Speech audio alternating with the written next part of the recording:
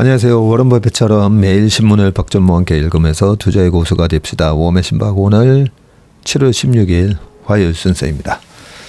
네, 앞에 서론을 좀 줄여야 시간을 맞출 수가 있겠더라고요. 최대한 자제하고 오늘은 바로 신문 읽기로 들어가려고 하다가 아침 우리 모닝 브리프 때 날씨 서로 얘기하시는 거 참 보기 좋더라고요. 여기는 뭐 대구인데 아니면 여기는 여수인데 지금 여기도 뭐 비가 많이 옵니다. 서울은 날씨 어떤가요? 그런 댓글 보면 왠지 기분이 좋습니다. 서로 좀 안부를 묻고 그죠?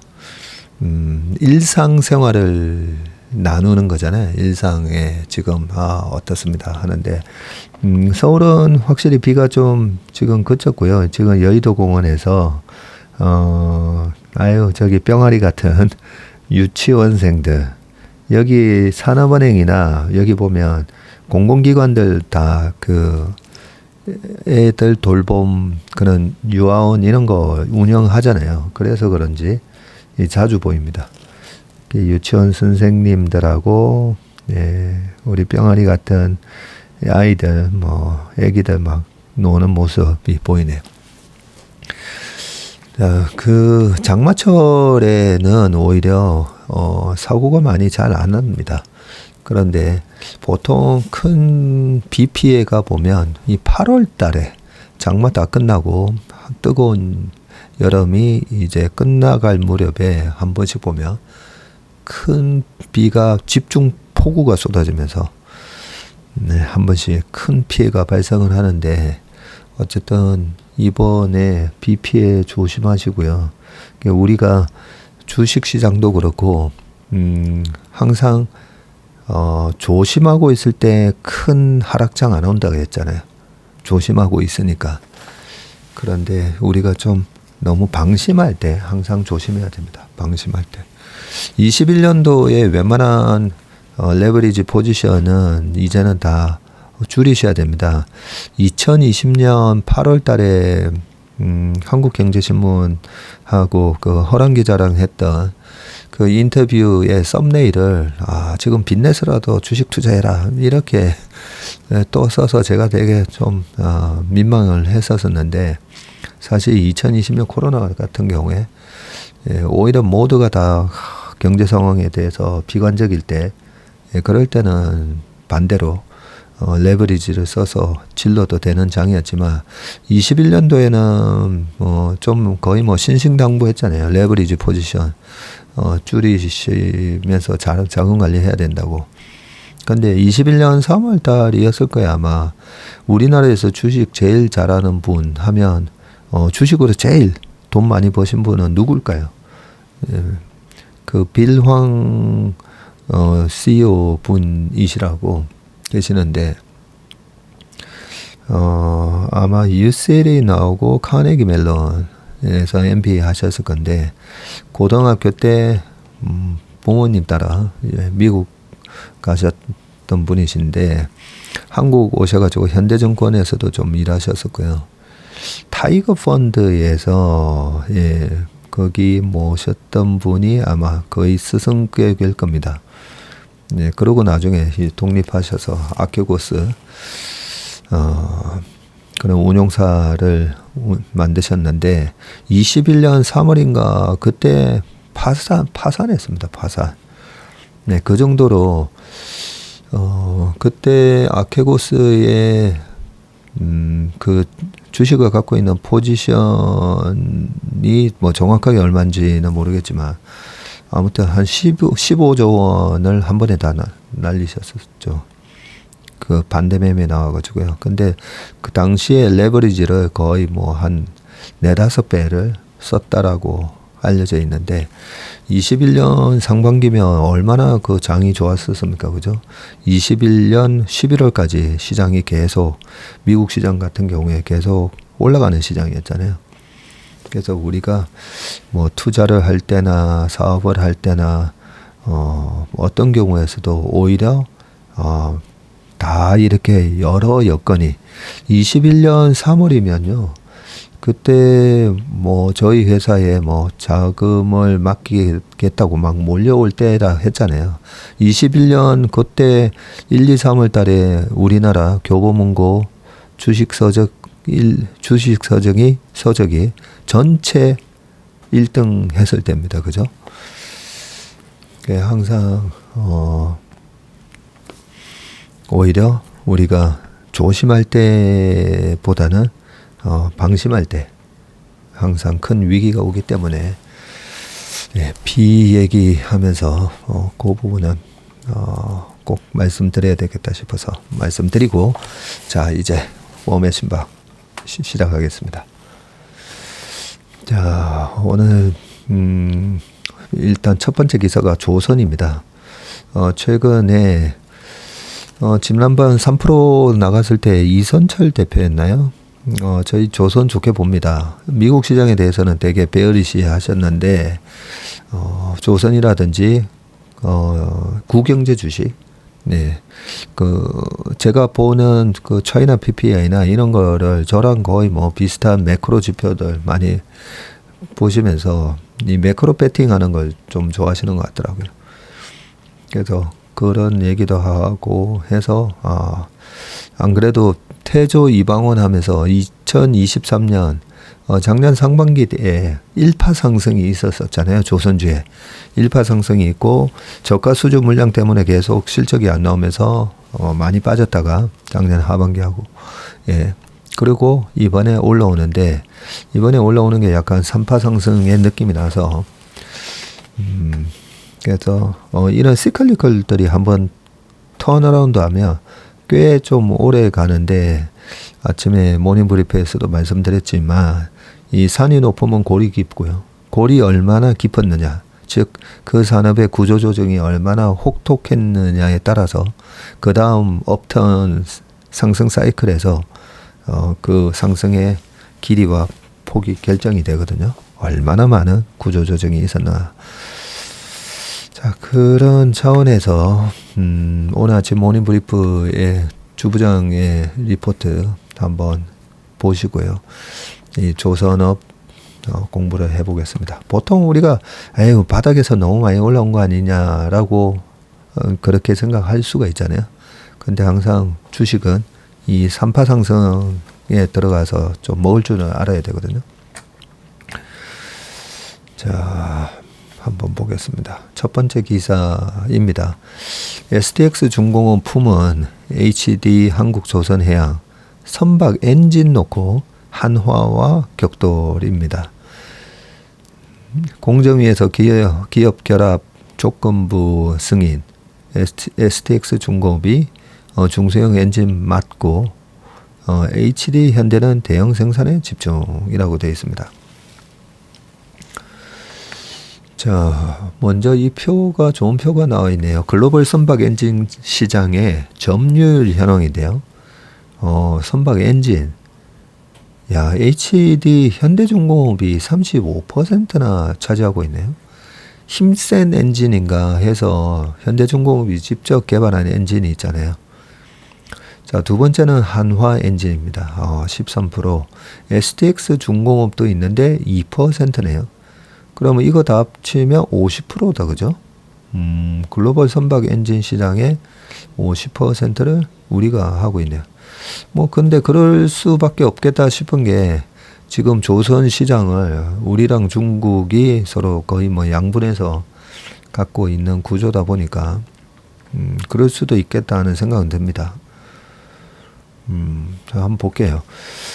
자, 글로벌 선박 엔진 점유율 1위 기업인 HD 현대의 조선 중간 지주사 HD 한국조선해양이 STX 중공업 인수 작업을 마무리 지으면서 지난 2월 HSD 엔진, 현 한화 엔진을 인수한 한화그룹과의 경쟁이 가열될 전망이다. 지난 2월 달에 한화가 HSD 엔진을 인수했었군요. 얼마 안 됐다, 그죠? 근데 한화가 보면 참 M&A를 잘한다, 그런 이미지가 있거든요. 대한생명을 인수했던 게 2002년인가 3년. 예, 그때도 2003년부터 2007년까지 주가 랠리가 오잖아요. 근데 딱 IMF 끝나고 여러 금융기관들 상태가 아직 안 좋을 때 그때 대한생명 인수해가지고 지금은 한화생명이지 않습니까? 그죠? 그리고 그 대한생명을 인수하고 나서 그 3, 4, 5, 6, 7년 동안 시장도 되게 좋았고 대한생명이란 든든한 또 이 금융 회사를 갖고 있다 보니까 삼성이 예전에는 삼성생명 거죠. 네. 삼성생명이라는 아주 든든한 금융사가 있었던 게 하나의 어떤 뭐 중심을 좀 잡아주는 역할을 했었기 때문에 한화그룹이 성장하는데 상당히 도움이 됐었습니다. 크게 한번 M&A 때문에 위기에 처했던 게 2008년이었었죠. 대우조선해양을 그때 인수한다고 해가지고 대우조선해양 인수에 5조 얼마를 써냈던가. 네, 그랬었었는데 그때 제가 한화투신 주식팀장하고 있을 텐데 그때 그 그룹사 그 장교동에 있는 하나 본사에서 대우조선해양의 우선 인수 대상자로 선정됐다는 얘기로 거기서 이제 회장님하고 다 그 밑에 가신그룹 분들하고 같이 축배를 축배를 진짜 뭐 했는지 모르겠지만 뭐 서로 뭐 이렇게 뭐 되게 자축을 한다는 얘기를 듣고 제가 저 가서 좀 말씀드려야 되겠는데 이 절대 인수하면 안 되는데 그 얘기를 막 저희 옆에 1팀장님하고 막 얘기했었거든요. 가서 얘기 좀 해드려야 되는 거 아니냐고. 근데 보면 이 그룹의 생리를 보면요. 이게 하나의 이 주주가치를 훼손할 수 있는 부분이기도 합니다. 이 전문 용어로는 대리인 비용에 해당되는 건데, 그러면 왜 그 경영진들은, 그런 회사를 인수하는 걸 좋아할까?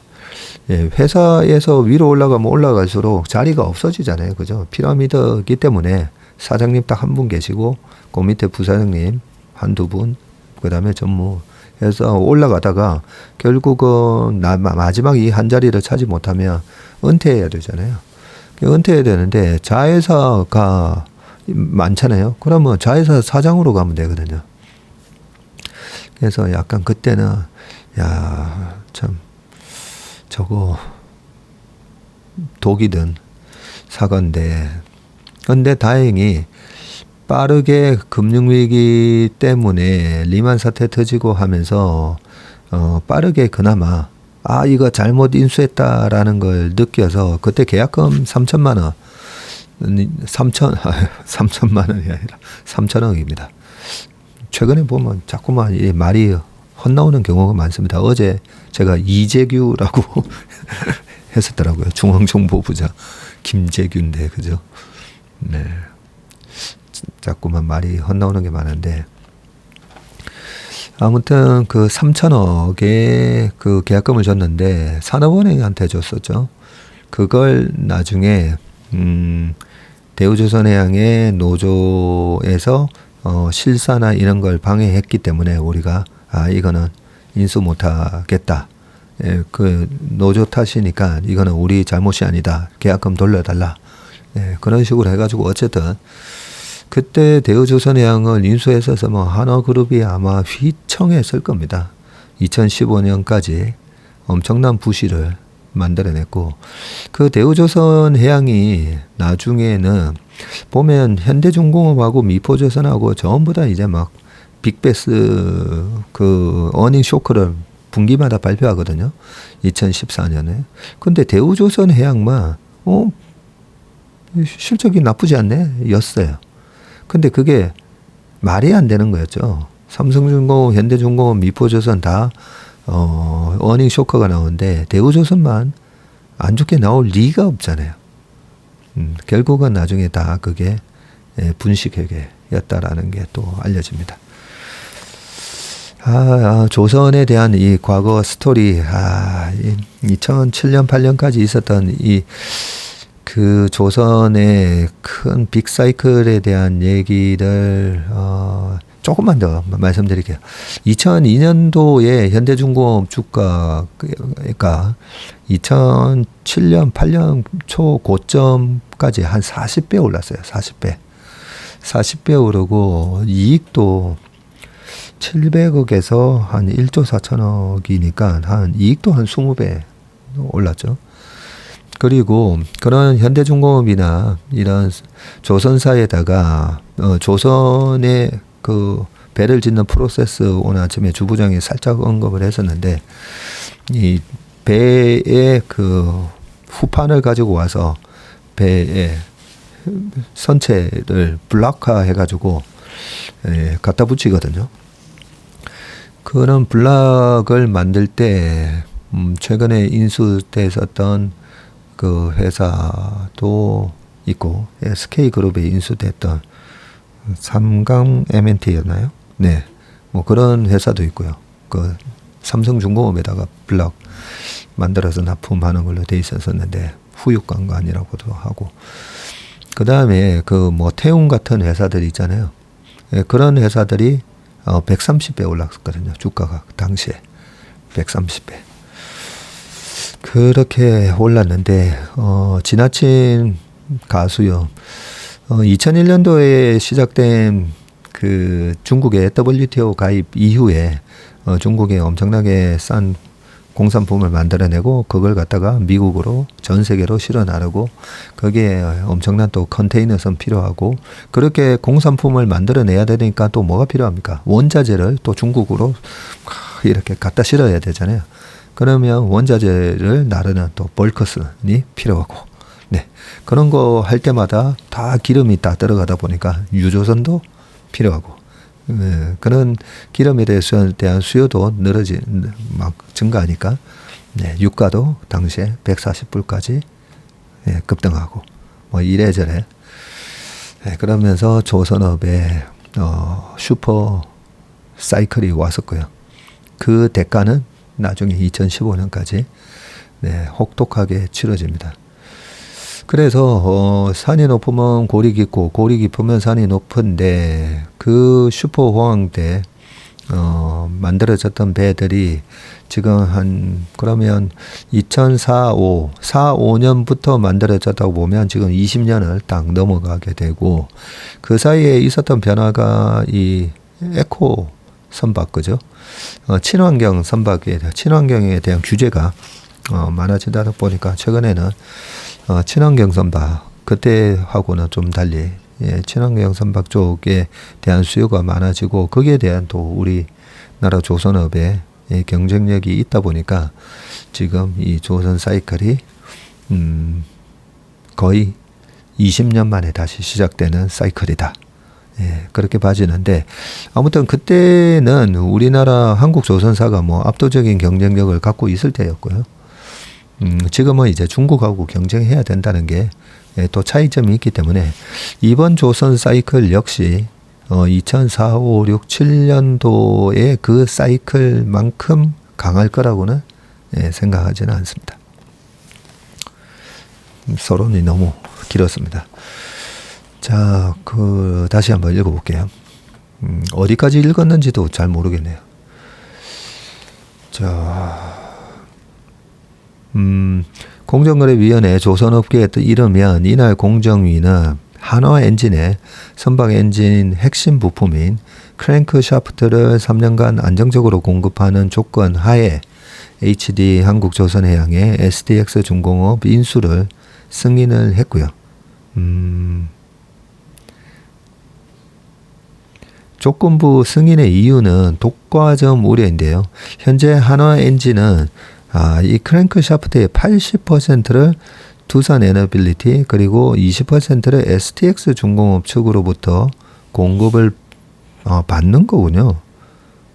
그러나 두산 에너빌리티의 공장 가동률이 지금 포화 상태라서 추가 공급 여력이 없는 가운데 STX 중공업을 인수하는 HD 한국조선해양이 부품 공급 길목을 막을 수 있다는 것이다. 서로 경쟁 관계에 있다 보니까 자, SDX 중공업 인수로 글로벌 선박 엔진 점유율을 37%까지 끌어올린 HD 한국조선해양은 대형 엔진 생산에 집중할 수 있게 됐고, 현재 HD 한국조선해양의 자회사인 HD 현대, 이게 HD 앞에 계속 붙여야 되다 보니까 되게 발음하기도 좀 성가시네요. HD 빼고 얘기하겠습니다, 앞으로. 현대중공업의 엔진기계사업부는 자체 생산한 친환경 이중연료, 추진 엔진과 디젤 엔진, 가스 엔진 등 대형 중소형 추진 엔진을 해뿐 아니라 조선 계열사인 현대사모와 현대미포에도 공급해왔다. 대형 엔진은 주로 현대사모에, 중소형 엔진은 현대미포에 공급하는 구조이고, 하지만 다양한 크기의 엔진을 홀류 생산하다 보니 생산 속도 면에서 원활하지 못했다는 게 사측의 평가다. 이에 따라 이번에 인수하는 SDX 중공업 쪽에 중소형 엔진 제작을 맡기고, 현대중공업은 대형 엔진에 집중하는 분업 구조를 만들어 생산 효율성을 끌어올리겠다는 것이 한국조선해양의 구상이다. SDX 중공업 인수가 마무리되면서 대형 추진 엔진 시장 분야에서 현대와 한화 간 경쟁이 본격화할 전망인데, 한화그룹이 지난 2월 한화 임팩트를 통해 업계 2위였던 대형 선박 추진 엔진 제작사 HSD 엔진을 인수해서 한화 엔진으로 사명을 변경한 뒤 시장에 본격적으로 뛰어들었기 때문이고요. 주요 격전지는 친환경 선박 엔진 시장이 될 전망이다.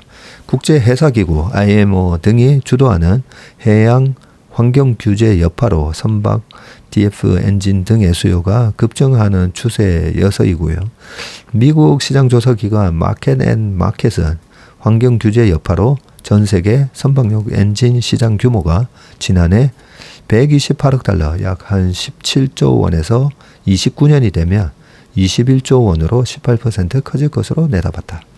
네, 제가 앞에서 쭉 얘기했던 내용이 뒤에 나온다, 그죠? 그래도 앞에 그 설명을 듣고 이 기사를 보시면 훨씬 더 좀 이해가 더 잘 되셨을 거라 생각이 듭니다.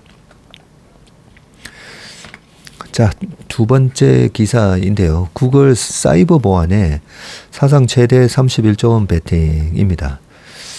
우리가 지금은 초대형 빅테크 기업만 웬만하면 그런 쪽에 집중을 해서 보시라고 했고, 이런 큰 기업들이 뭐 5배, 10배는 하지는 않겠지만, 이런 회사들이 어떤 회사를 인수하고 어디에다가 돈을 많이 쓰는가를 잘 보면 중소형주 투자하시는데도 꽤 도움이 됩니다.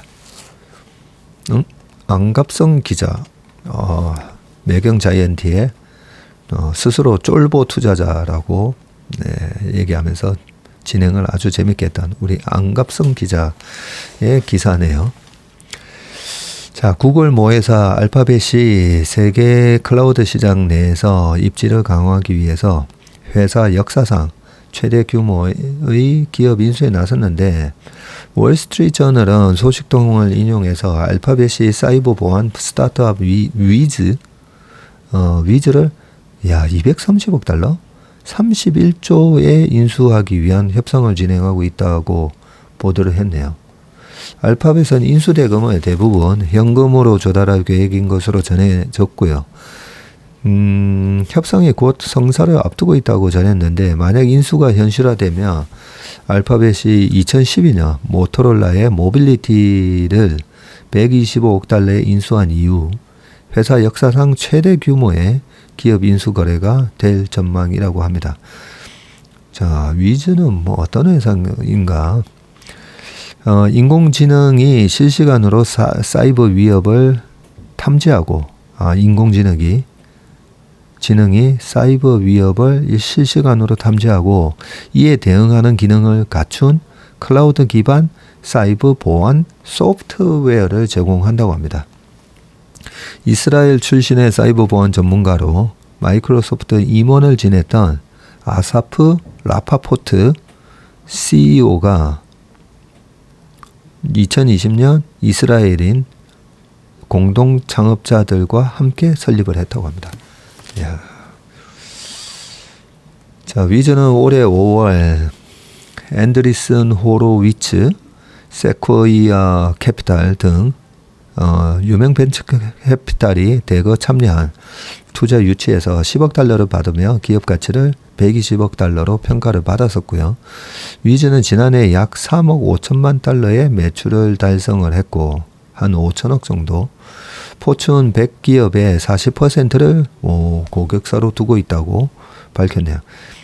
월스트리트 저널은 알파벳의 위즈 인수와 관련해서 스타트업 투자자들에게 흔치 않은 엑시트 기회가 열렸다고 평가했고, 알파벳의 이번 인수는 아마존과 MS에 이은 세계 3위 클라우드 회사인 구글의 클라우드 부문 사이버 보안 경쟁력을 확대하기 위한 시도로 해석이 되고요.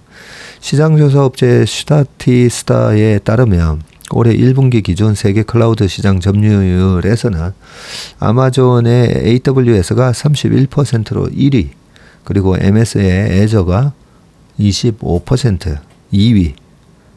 요 두 개만 합쳐도 56%나 된다, 그죠? 그리고 구글의 클라우드 플랫폼이 11%로 3위라고 합니다. 그러면 구글까지 합치면 76%다, 그죠? 맞네요. 66%네요. 네. 또 틀릴 뻔했습니다. 또 댓글에 76%가 아니라 66이죠라고 나올 뻔했습니다. 정신 똑바로 차리고 있어야 됩니다.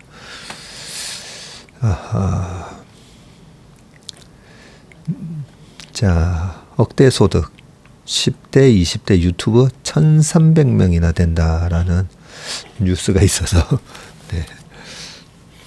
저희는 이제 그래도 7만 넘어서고 했었지만 한 1년치 데이터를 지난주에 보여주더라고요. 올 초만 하더라도 한 달에 들어오는 유튜브가 뭐 한 80만 원? 네. 그 정도 되더라고요. 네. 한 달에 들어가는 이 관련된 경비만 한 600만 원 정도 들어가는데, 지금 그나마 한 200만 원 정도 들어옵니다. 월. 궁금하시죠? 네. 어떤 사람은 뭐 이런저런 얘기한 옛날에 그런 댓글도 본 적이 있는데 뭐 그거는 언급할 필요는 없는 것 같고요. 아무튼 부럽습니다. 억대 소득. 야, 10대 20대 유튜버 1,300명. 한번 보겠습니다. 자, 연간 1억 원이 넘는 수입을 올리는 20대 이하 젊은 유튜버, BJ 등 1인 미디어 창작자가 1,300명을 넘어선 것으로 나타났다. 2년 만에 2.5배 넘게 늘어난 것이다. 네. 국세청이 차규근 조국 혁신당 의원실에 제출한 자료에 따르면 2022년 1억 원 초과 수입을 신고한 20대 이하 1인 미디어 창작자는 총 1,324명이었고 2020년 528명과 비교해서 약 2.5배 증가를 했고요. 1억 원 초과 수입을 신고한 이들 중 가장 큰 비중을 차지한 연령대는 20대 이하였다고 합니다.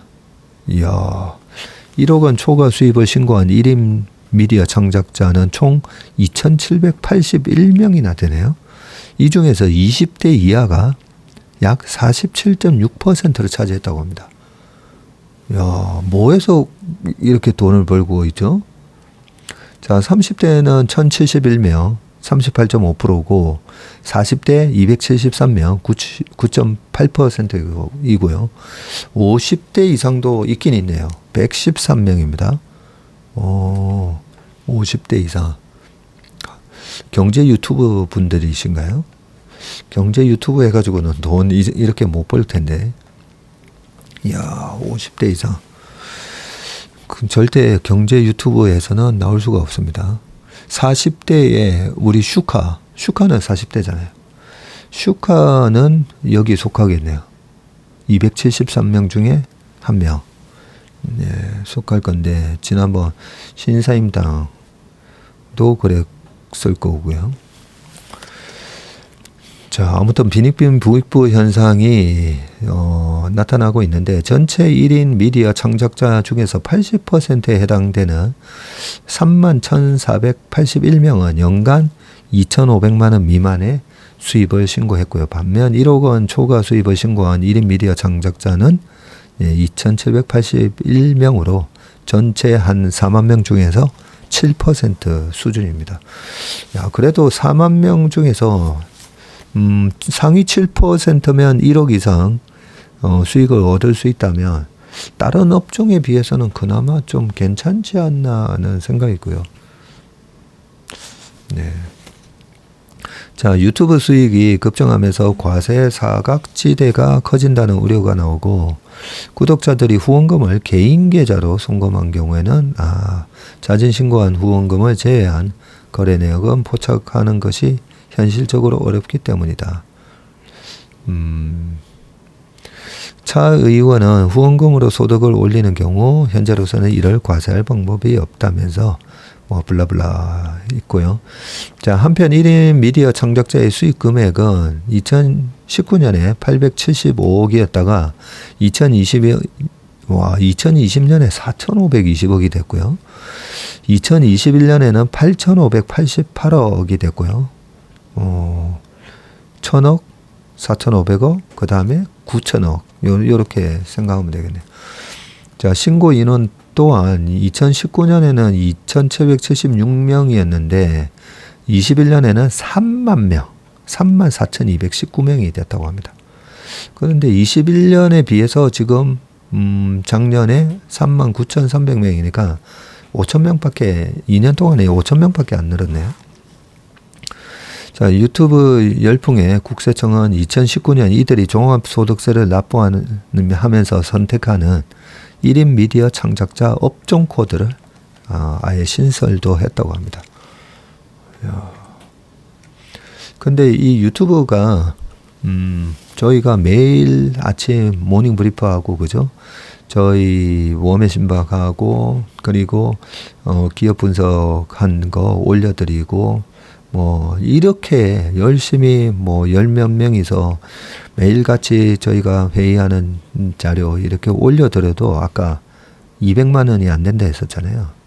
그러니까 이 유튜브로 돈을 번다는 게 꽤 힘든 겁니다. 그래서 함부로 나도 유튜브 해볼까 할 일은 아닙니다. 유튜브 작년인가에 보면 중고 유튜브 이런 마이크라든지 이런 거 엄청나게 쏟아져 나왔다 했잖아요. 네. 유튜브도 마찬가지로 이 컨텐츠 내용이 좋아야 되고요. 그리고 컨시스턴시, 네. 계속 꾸준히 할 수 있는 그런 체력과 그리고 열정과 그리고 계속 뭔가 똑같은 걸 계속 올릴 수는 없잖아요. 그래서 그 엄청난 노력이 필요합니다. 최근에 제가 그 매일 그나마 체크하는 새로운 또 경제 유튜브 중에 하나가 시황맨 TV라고 우리 업계에 있는 분인 것 같은데 매일 아침 미국 시장 분석해서 아침에 올리고 또 저녁에 또 국내 시장 요약해서 올리고 보면서 야 우리 최상무만큼이나 참 성실한 사람이구나 라는 걸 제가 느꼈었는데 그 정도 이 성실 제일 중요한 거는 성실 하지 않으면 절대 할 수 없는 업종 중에 하나가 바로 이 유튜브라고 생각합니다. 자, 그 다음에 이 브라질 국채 투자 악몽 스물스물이라고 되어 있는데 제가 이 제목을 보면서 제가 그랬잖아요. 주식의 역사는 반복된다. 왜 반복되냐면 사람들이 자꾸 까먹기 때문에. 네. 똑같은 실수를 또 지나고 나면 까먹습니다. 그래서 이 적자 생존이라고 했죠.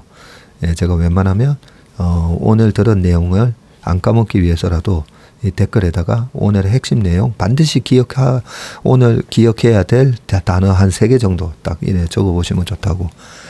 적자생존. 적는 사람이 생존한다. 인데 브라질 국채로 그렇게 고생을 하셨는데 또 투자를 하는구나.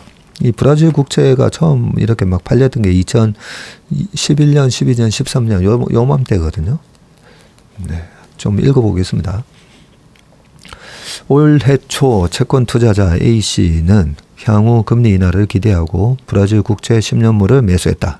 10%로 웃도는 기준금리 수준을 고려할 때 금리 인하가 지속되면 막대한 자본 차익을 올릴 수 있을 것이라는 판단에서인데, 하지만 복병은 환율이었다. 네. 최근 브라질의 헤아라 가치가 하락하면서 A씨는 평가 손실을 보고 있고, 최근에 금리마저 동결되면서 브라질 국채 투자 수익률이 더 악화되고 있다고 말을 했다. 야, 근데 2011년, 12년, 13년에 브라질 국채 많이 팔렸댔잖아요. 그때 미국의 정책금리, 네, 제로 금리였었습니다. 그때 2008년도에 금융위기 때 거의 제로 수준으로 낮추고 난 이후로, 그러고 나서 금리를 처음 올린 게 2015년 12월이거든요. 근데 2015, 16, 17, 18, 재작년까지, 저희 회사에 찾아오신 고객분들이 다 보여주시는 게, 4년 전에 코로나 때도 브라질 국채 사서, 네, 헤아라 가치가 급락하면서 손실이 마이너스 40 얼마 그런데 그 21% 이자 받은 거 감안하면 마이너스 한 20 얼마 된다 했다가, 작년에 브라질 헤아라의 그 평가 가치가 다른 통화에 비해서 상당히 잘 버텼잖아요. 그러면서 플러스 한 5%로 돌아섰다라고 하셔서 다 파시라고 갖고 계신 분들한테는 이제는 다 좋은 경험 하셨으니까 팔고 나오시라고. 한 10년, 한 7년에서 8년 투자해가지고 본전 그나마 찾고 나오신 거거든요. 그래서 이 금리가, 미국의 정책금리를 올해 9월 달부터 인하한다고 해서 브라질 국채 수익률이, 이 금리가 10몇 프로가 5%, 4% 안 됩니다. 이 컨트리 리스크에 의한 지금 그 프리미엄이 아니라 리스크 프리미엄이죠. 리스크 프리미엄이 붙어 있는 거거든요. 계속 좀 읽어볼게요. 연 10%가 넘는 이자 수익을 얻을 수 있는 브라질 국채에 자금이 대거 몰린 가운데 환차손과 금리 인하 사이클 종료 우려로 기대 수익률은 악화되고 있다. 시장에서는 2020년 당시 브라질 경제 위기로 발생한 국채 투자 손실이 반복될 수 있다는 목소리도 나오고, 15일 매일경제신문이 국내 대형 증권사 5곳에 올해 상반기 브라질 국채 판매액을 집계한 결과 총 1조 7,280억 원에 달하는 것으로 나타났습니다. 이는 지난해 상반기 수치 8,582억 원 대비 101.4% 급증한 것이다. 그러고 보니까 제 후배도 갑자기 생각이 나네요.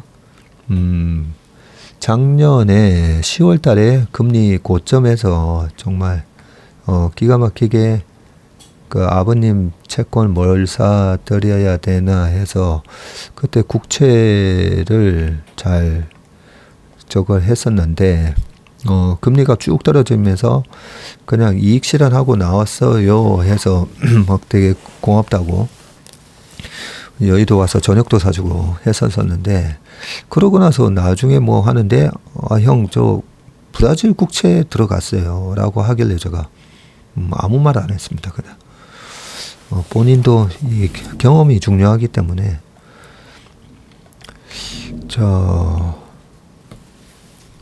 높은 이자 수익 관계 기준금리 인하 시 기대감에, 자본차익 기대감에 몰렸는데, 현재 브라질 기준금리는 10.5%, 그리고 21년 초에 2% 대비 850bp 뛰었다. 기준금리입니다. 이거는 기준금리요. 하지만 브라질 국채 투자자들의 기대 수익률은 최근 들어서 급격히 악화되고 있는데 연초보다 브라질 헤아라 가치가 원화 대비해서 5% 이상 하락하면서 국채 투자자들이 자연스럽게 환차손을 보기 때문이고요.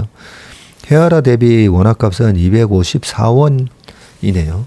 지난 1월 중순에는 273원대보다 크게 상승을 했고요. 헤아라 가치가 하락한 건 브라질의 재정 건전성에 대한 우려가 커지고 있다는 방증인데 지난해 루이스 이나시오 룰라 다시우바 브라질 대통령은 이름 되게 기네요. 신재정 준칙을 발표하면서 재정 수지를 흑자로 전환하겠다고 강조한 바 있습니다. 다만 올해 적자가 지속되면서 룰라 정부는 균형 재정 수지 목표를 내년으로 연장을 했습니다. 설상가상으로 브라질 환율이 상승하면서 수입 물가가 급등할 우려에 기준금리마저 동결을 했고요. 브라질 중앙은행은 지난해 8월 3년 만에 기준금리를 인하한 후에 7차례 연속 내렸고요.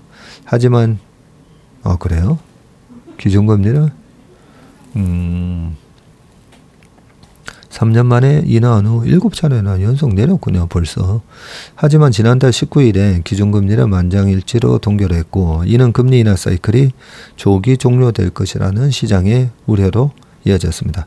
연초 10.36%까지 떨어졌던 브라질의 10년물 국채금리는 최근 지난해 10월 고점이 12%까지 급등한 바 있습니다. 네. 자, A씨처럼 올해 브라질 국채를 산 투자자들은 금리 상승에 평가 손실을 보고 있을 가능성이 크고 김은기 삼성증권 연구원은 브라질 금융시장은 룰라 정부의 재정 긴축 방안에 대해 회의적이라고 밝혔고요.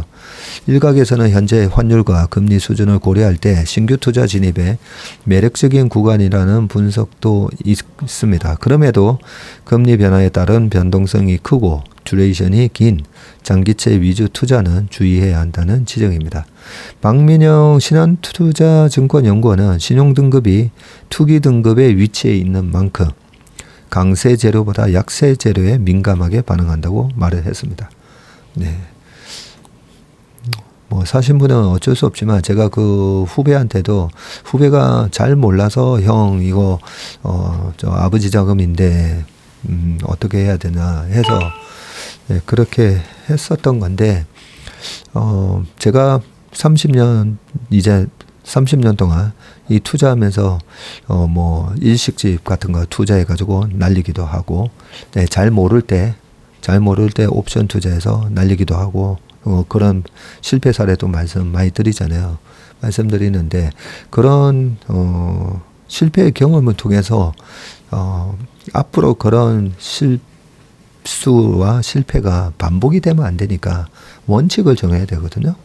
예, 그 원칙이 중에 하나가 내가 잘 모르는 거 하지 말고 그 다음에 웬만하면 우량 자산을 하라고 말씀드렸잖아요. 코어 에셋에 해당되는 거 해야 되는데 지금 제일 마지막에 뭐라고 돼 있죠?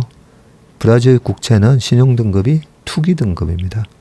그래서 나는 10%의 고금리를 보고 따박따박 이자를 받을 거야.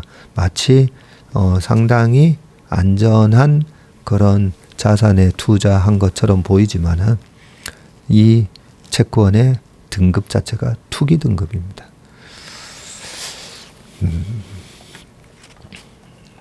네, 여기까지만 하고 넘어가겠습니다. 이 뒤에 좋은 기사가 2개 있는데, 아이고, 44분이네. 자, 이나모리 회장은 이타심으로 성공했죠. 라고.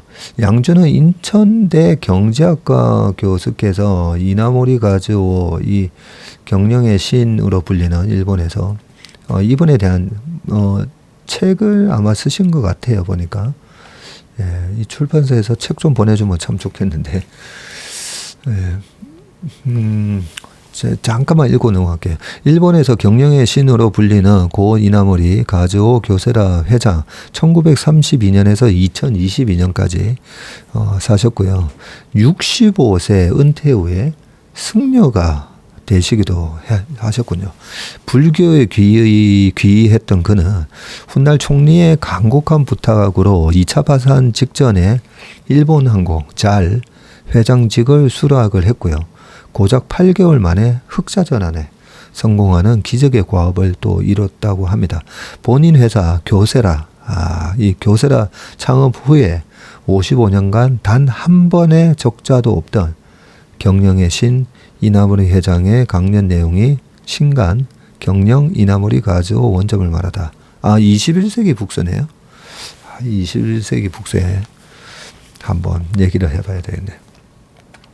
안 보내주면 그냥 사서 읽어야죠. 뭐 사서 그냥 가서 사서 읽어야 되겠네요. 네.